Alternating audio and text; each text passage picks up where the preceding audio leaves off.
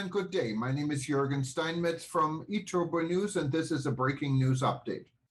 For more news updates and shows, please go to youtube.com/travel news group, youtube.com/travel news group. Here's our update. IATA urges adoption of long-term goal to decarbonize aviation. The International Air Transport Association (IATA) called for governments to adopt a long-term aspirational goal to decarbonize aviation at the 41st Assembly of the International Civil Aviation Organization (ICAO) later this year.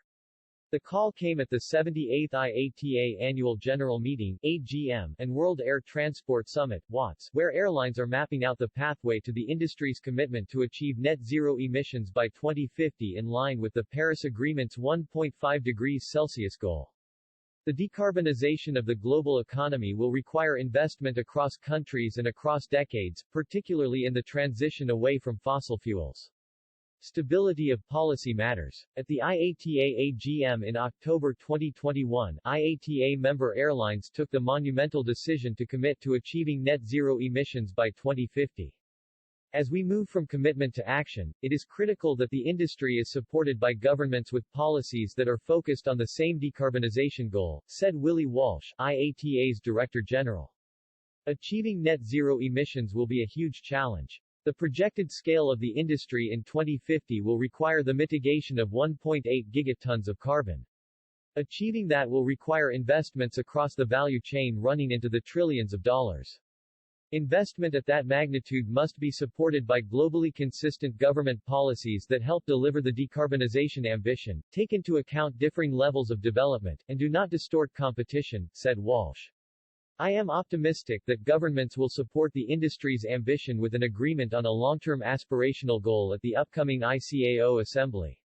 People want to see aviation decarbonize. They expect the industry and governments to be working together. The industry's determination to achieve net zero by 2050 is firm. How would governments explain the failure to reach an agreement to their citizens, said Walsh.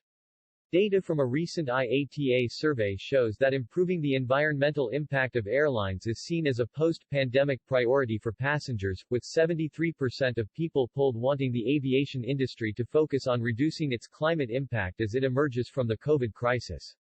Two-thirds of people polled also believe that taxing the industry will not achieve net zero faster and expressed concern about the money raised not being earmarked for decarbonization projects.